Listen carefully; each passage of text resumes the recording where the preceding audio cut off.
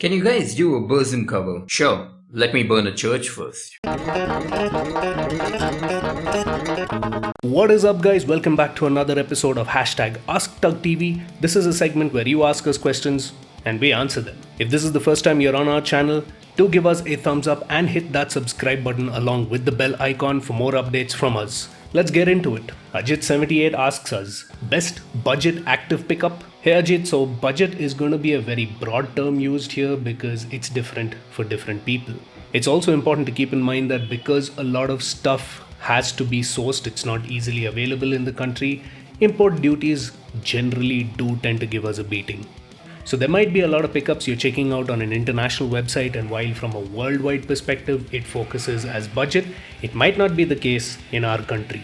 Considering all this, I would say the best budget pickup, in my opinion, in India, active specifically, would be the EMG 81. It is available for around 7,000 rupees over here, and it's rather easily available when compared to the other options. Not to mention it's got a distinct sound and works really well for most styles of metal and also some hard rock.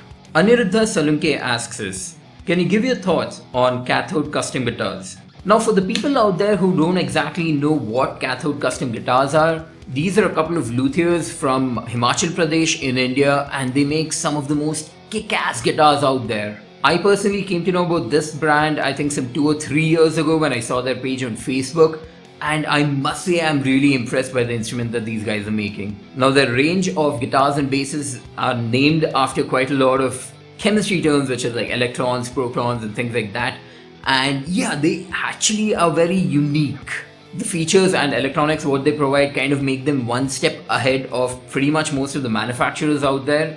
Now the price point of these guitars might be a tad more for your casual guitarist, but trust me when I say it, the features what they're providing are worth the price. Now for me personally, I've been waiting to get my hands on a Cathode guitar for quite a long time. There was one used one which I'd found in the Bangalore market, but then somebody else beat me to it.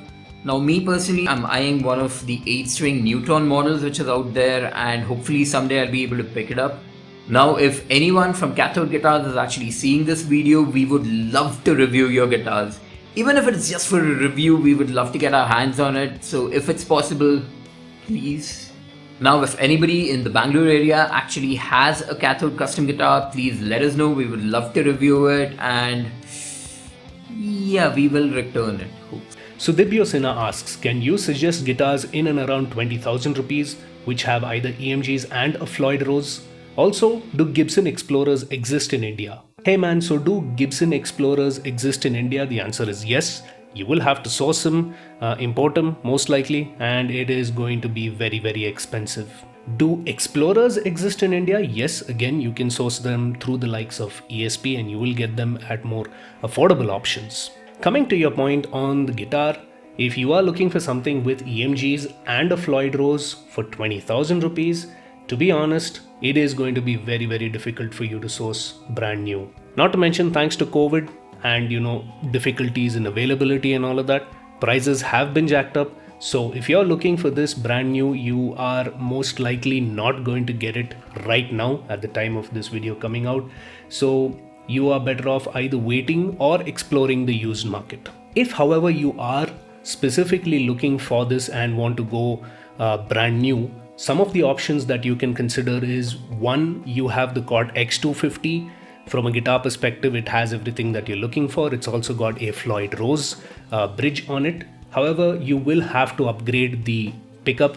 The neck pickup is quite okay in my opinion from Cathode, so you could probably consider upgrading the bridge pickup to an EMG 81.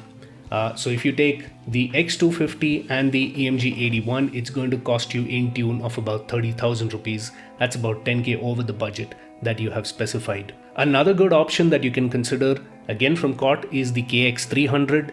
That's a great guitar. I've played it. I think it's pretty awesome for rock and metal styles.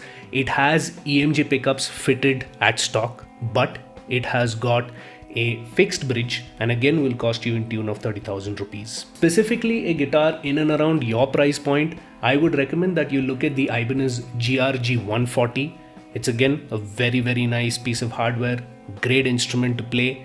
HSS combination, however, in compared to the HH configuration of the other two. This guitar will cost you somewhere in tune of about 13 to 14,000 rupees. And then if you consider upgrading the bridge pickup to an EMG 81 as mentioned earlier, in tune of about 7,000 rupees. So this will fit into your budget in and around 20 to 22,000 rupees. What you have to keep in mind is you will have to do a bit of a compromise with the bridge. It's not a fixed bridge like the KX300, but it's not Floyd Rose either. This is a single side trim. And as mentioned, alternatively, you definitely should keep a lookout in the used market, because you never know where you might stumble on what you're looking for. It might be exactly what you're looking for at a great deal. So keep a lookout. Bass Boy asks us, being in a band or be a solo artist?